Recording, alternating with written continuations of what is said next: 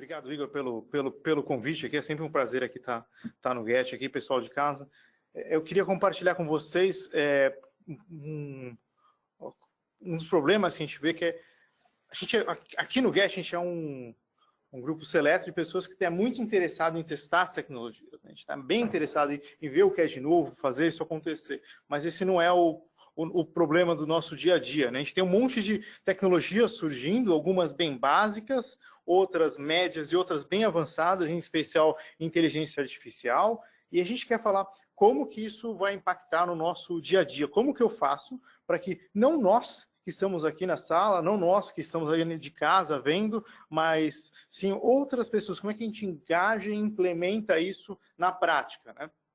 Então, se você pensar bem, o nosso problema é como eu vou convencer outra pessoa. Esse é o substituto da arte, é a arte de convencer outras pessoas. E acho que nada mais do que o case de hoje, de entender que nós temos pessoas falando contra a vacina, e acho que é o case ápice disso, para a gente entender como que eu falo que algo que você faz hoje vai ter impacto para você lá na frente. Como que eu mostro, convenço isso? E você vê que não é só por convencimento por dados, né? A gente pode bater, batalhar, demonstrar todos os dados para essas pessoas que são anti-vacina. Você sabe que tem uma resistência por outros motivos. E acho que cabe a nós ser pessoas que incentivamos o uso das tecnologias, apesar disso. E não só a vacina, né? Temos outras pessoas falando que a Terra é plana, etc. Como que você convence a pessoa? Você tem que entender que tem causas mais profundas. Algumas pessoas a gente, logicamente, vai conseguir mudar, mas outras não tanto.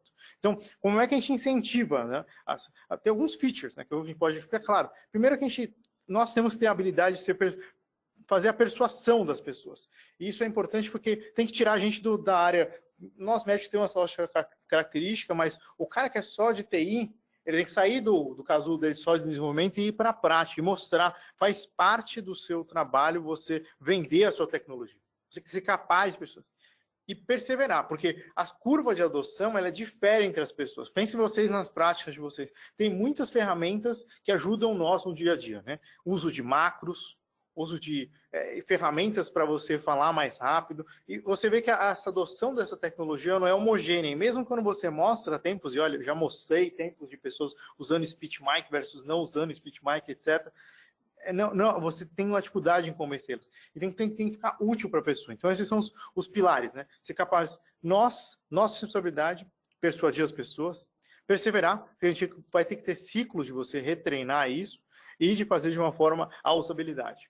Então, para isso tem alguns métodos de você fazer esse treinamento que embasam todo esse raciocínio. O mais comum deles é o Technology Acceptance Model, que é a tentativa de identificar as features que fazem um sistema ser implantado ou não, fazem ele dar certo ou não. E veja,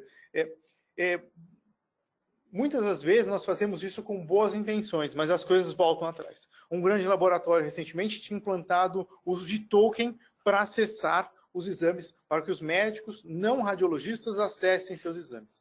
Faz todo sentido do ponto de vista de segurança, mas os médicos reclamaram demais e voltou atrás. Então, implementar essas tecnologias faz todo sentido. Não faz sentido você não ter mais um token no tempo moderno. Está acessando o paciente, está tendo mais segurança para o médico, facilidade para acessar, mas infelizmente voltou atrás. Nós vamos voltar várias e várias soluções que aconteceram exatamente a mesma coisa. E nem sempre o melhor software vai ser o mais usado, né? Tem, claro, a briga WhatsApp versus Telegram. Nosso grupo está no Telegram, mas o WhatsApp é o usuário das nossas famílias. Tem com certeza as discussões de trabalho, elas passam pelo WhatsApp. E o mesmo vai para a briga Apple, Android, né? Então, um foi sempre mais amigável, o outro sempre mais customizável, mas você olha o que as pessoas realmente utilizam, é bem diferente do que as pessoas realmente precisam. Então, vamos ver em detalhes para que a gente possa, nos nossos modelos, nos nossos desenvolvimentos, nas nossas soluções, conseguir quebrar e entender mais. Então, o final é o comportamento do usuário. Ele vai usar a minha solução ou não? Ou vai deixar de usar alguma coisa que é errada ou não? Entender esse comportamento é qual a intenção desse usuário. Ele vai querer usar? Faz sentido ele usar essa solução? É o que passa pela cabeça dele, a intenção dele utilizar. O principal ponto desse modelo é entender o quanto que ele percebe de útil naquela solução. Ele precisa perceber que aquilo é útil. São os principais pontos para ele. E a facilidade de usar. E é que eu faço um porém aqui para nós todos do Get aqui. nós não podemos ser referência para a facilidade de usar. E temos que ser humildes e entender que isso não tem nada a ver com nós, tem a ver com a nossa visão de mundo, do que a gente é apaixonado por fazer, versus o que a pessoa que não gosta tanto de tecnologia percebe como útil. Tem que ser na visão dela, da pessoa, do seu limitante. Esse é o modelo clássico do Technology Acceptance Model. É a versão número 1. Ele tem algumas características. Tem características individuais, pessoais, do sistema, influência social, facilitador. Então, esses são os principais pontos desse modelo. A gente tem que, se a gente for simpatizar e vender para as pessoas, é nesses pontos que nós temos que martelar. O quanto que isso vai facilitar a sua vida, o quanto que você percebe de utilidade, então você tem que tirar o máximo da utilidade do sistema. E tem um ponto que é importante, que é a pressão social e do trabalho, né? Se o trabalho te exige fazer tal coisa, as pessoas vão fazer, não quer dizer que elas vão gostar, né? O behavior não necessariamente vai mudar. Tá, mas onde estão as características individuais aqui nesse modelo? Ele não conta. Então vamos direto pular para a versão 3 do modelo, que aí você consegue ver que o grosso do modelo está lá. Percebe-se que a facilidade de uso, o quanto que é útil para a pessoa, a intenção do comportamento e realmente o usuário, está lá, esse é o definidor, isso que é o mais importante. Mas aí começa a entrar várias outras, como o quanto você é obrigado a fazer isso diante dos seus colegas. Meus colegas estão fazendo isso? Pô, só eu não estou fazendo? Então esse é o subject norm. A experiência e a vontade de ser. Tem pessoas que vocês vão ver nas suas instituições que são muito interessadas em fazer coisas diferentes. E é ótimo, chamem ela, esse é o champion belt. Mas quanto mais experiência a pessoa tem, mais ela vai estar interessada em conseguir contribuir, mudar o seu próprio comportamento. A outra é a imagem que a pessoa tem. Então, é o clássico, a pessoa é muito tecnológica. Ah, aquele cara é muito tecnológico. Aí mostra um software, o cara nunca viu. Você viu isso aqui? Ele nunca viu o software na vida dele, mas vai tentar. É a imagem percebida, né? Ele vai tentar fazer isso. E vai tentar criar uma usabilidade, vai tentar vender isso. E o quanto que isso é importante para o trabalho dele. A outra é o quanto que a qualidade é diferente e a demonstração de usabilidade disso. Quanto que o resultado é final. Isso entra tudo como um fator agravante no quanto que a pessoa percebe como útil. E alguns características que são pessoais e aqui a gente junta com o modelo, que é para falar do quanto que a pessoa percebe como útil, o quanto ela é literada na parte de computação, o quanto ela sente que aquilo não controla o seu dia a dia, e aí entra muito o aspecto de inteligência artificial, que é a substituição de trabalhos, que coisas que entre nós sabemos que isso não vai acontecer, vai acontecer uma modificação do nosso trabalho, acrescentar o nosso trabalho, mas essa percepção de controle externo é muito ruim. E isso tira um dos pilares da aceitação da tecnologia. E por isso que um dos nossos trabalhos é mostrar e divulgar essas tecnologias, ensinar, como o Get bem faz aqui com a direção do Igor. E a ansiedade para o computador, característica individual das pessoas, seja porque elas foram treinadas assim, seja porque elas simplesmente não querem quebrar o problema, não querem ser responsáveis por isso, e o quanto que isso é engraçado, o quanto é jovial fazer isso. E, por fim, as características de ajuste que seriam relacionadas a quanto que a pessoa gosta de fazer aquilo, ou o software em si, e a usabilidade objetiva, o quanto é realmente útil, né? O quanto que impacta no número de horas que a pessoa faz de trabalho. Né? Então, esse é o modelo completo. Para quê? Para que a gente entenda que todas essas características, em maior ou menor grau, vão impactar na nossa adoção de tecnologias. Com certeza, a gente consegue fazer um bypass completo nesse modelo aqui, se a gente utilizar e só deixar com que o sistema faça sozinho, só goste no resultado final, só dê o output final. Mas o grande aqui é a gente engajar as pessoas para que elas percebam a utilidade e percebam a facilidade de uso, caso isso seja fácil, para que a gente consiga fazer uma tecnologia ser adotada de forma sustentável. Né? Vou passar alguns conceitos interessantes que a gente usa lá na radiologia do Hospital Sírio-Libanês. Então, o primeiro conceito é o do nudge, né? Que é uma leve empurradinha para o aspecto correto, ou que a gente acha que é o adequado, né? Então você vê aqui nesse exemplo da foto, a escada rolante subindo e a escada pintada com piano, né? As pessoas, um aspecto só jovial, que só de pintar a escada vocês incentivam as pessoas a usar a escada, ter um hábito mais saudável, um subtle push. Integração, nós de TI, a parte mais bonita é integrar, porque uma das grandes coisas úteis para a gente é o padrão. Quando a gente faz o nudge, o padrão é o efeito mais forte e o nosso grande poderoso aliado no uso de tecnologias. Então, só de você ter 2 softwares de reconstrução e um é um padrão que o cara com um clique já entra no software, lógico que é por esse caminho que a pessoa vai. Então, essa integração. Então, o default é o nosso aliado escondido. Deixem ele como o padrão que as pessoas vão usar. Sejam como coisas bem simples, como máscaras no sistema, como máscaras no sistema de laudo, você carregar automaticamente lateralidade. Isso, com certeza, é um conceito importante que nós temos um trabalho na fase de implementação para que o padrão fique o que a gente acha mais adequado ou melhor para o serviço. E aí, a outra é a mentalidade de grupo. Então, diz que a mentalidade de grupo, que é o herd, a pressão dos colegas é algo importante e que a gente consegue utilizar isso para que a gente incentive a adoção de tecnologias. Isso quer dizer que se a gente escolher alguns champions, ou seja, pessoas que se eu derrubasse dominó, todos os outros vão na sequência, ou pelo menos um grande grupo vai na sequência. Esse é um conceito interessante, porque diz que o teu custo de treinamento, de engajamento, reduz. Você só precisa engajar aquelas pessoas-chave. Não, lógico que você vai precisar engajar todos, vai precisar treinar todos, mas se eu der uma atenção especial naquele ali, que é o multiplicador, que é o formador de opinião, lógico que eu vou conseguir mais fácil os demais. E a mentalidade de grupo vai na sequência. E alguns problemas, desculpa, aconteceu um erro aqui, apareceu um campo a mais aqui da foto que eu não passei para o PDF, mas eu vou falar de todos os problemas que a gente gostaria que vocês tenham que evitar, alguns que a gente já cometeu, outros não, outros são de literatura. Então, o primeiro problema é consenso. Obtenham sempre consenso e documentem isso. Se você tem uma decisão de implementação, de compra de software, de escolha disso, todos têm que ser envolvidos, serem ouvidos. A pessoa que não for ouvida, com certeza, vai ser um adversário na sua compra, a não ser que o software seja uma usabilidade gigantesca. Isso é uma coisa importante. Evitem top-down, ou seja, não pode vir uma decisão só de cima, ok, a diretoria mandou fazer isso, e façam, não. Isso é o pior dos caminhos, se engajar as pessoas que isso é importante, é o caminho correto, se for o caminho correto, né? Isso você consegue evitar e conseguir implementar uma tecnologia, desde pequenas a grandes. O foco no radiologista, é o ranzinza, né? Porque tem aquela pessoa que vai ser sempre a pessoa que vai se falar contra tudo no grupo, tem sempre essa pessoa em todos os grupos, em menor ou menor grau. Então, essa pessoa, ela pode ter razão.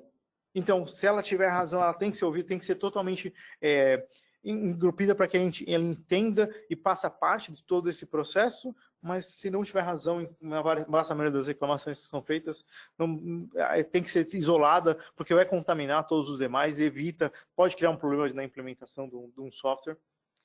Evitar um bypass. Então, o bypass é simplesmente a pessoa ter mais de uma porta de fazer a mesma coisa. Isso é um grande problema. Se você coloca 2 portas de fazer portas de acesso, portas de utilização, literalmente você está criando um concorrente, está duplicando o seu custo de treinamento, custos de implementação. Então, todos esses são pontos importantes. Evitem sempre ao máximo os bypass.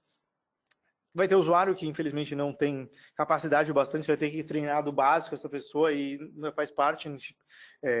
Tem que ter respeito e nivelar a pessoa para que você consiga trazer ela para um patamar que seja útil para a implementação da tecnologia e muito cuidado com essa pessoa, porque provavelmente aqueles anchors que eu mostrei do Technology Acceptance Model na versão 3 são mais fortes com ele, então você vai precisar treinar de coisas básicas de computação, mas parte enganjar. Outro problema é evitar o efeito silo. Então, todos nós tentamos economizar, fazer compras com determinados vendors, e desses vendors fazer compras em conjunto para você ter economias, vantagens tributárias e todas. Então, um dos problemas clássicos é a equipe da TI não se conversar tão bem com a equipe de engenharia, aí você tem uma compra feita pela engenharia, que a equipe da TI não sabe, aí depois recebe o aparelho implantado, chega o aparelho instalado, cadê o software que a gente comprou? Aí, pergunta clássica, que software? Então, esse é um dos problemas, né, feito do silo, né, você está literalmente isolado.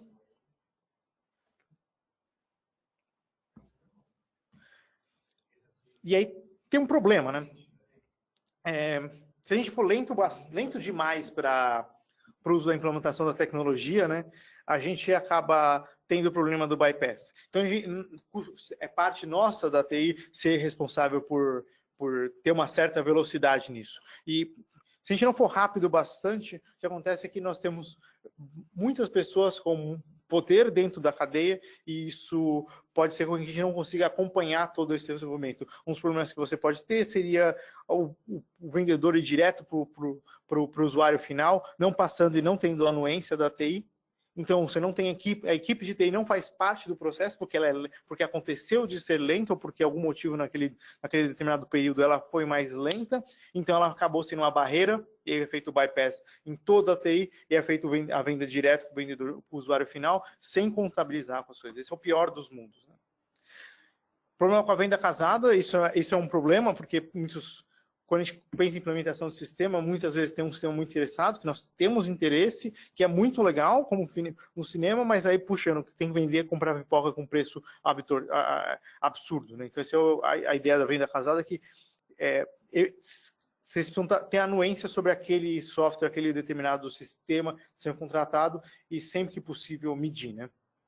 A gente não pode ficar isolado, então esse é um ponto fundamental, não pode tomar decisões sozinhas, e tomar cuidado com quando a gente se coloca numa posição que é o setup to fail, ou seja, você só tem um resultado possível a partir daquele conjunto de problemas e caminhos que é falhar. Então, sempre se evitar colocar-se nessa posição, ou seja, você vai tentar a implementação de um software, como foi tentado em outros lugares, em que o médico ia colocar o DRG direto na anamnese final, ou seja, já sairia perfeito quando terminou a anamnese, já sairia o CID, já sairia a lista de problemas do paciente e o DRG. Para quem não sabe, o DRG é o Diagnosis Related Group, que você consegue, a partir de um conjunto de características, estimar o tempo que o paciente vai ficar internado, o tempo que o custo do paciente e a quantidade de exames que você pedido, entender toda a anomalia. Lógico que teve que voltar atrás, porque a implementação exigia muito do médico que estava lá na ponta. Ele demorava muito para fazer isso e não percebia como valor agregado nisso.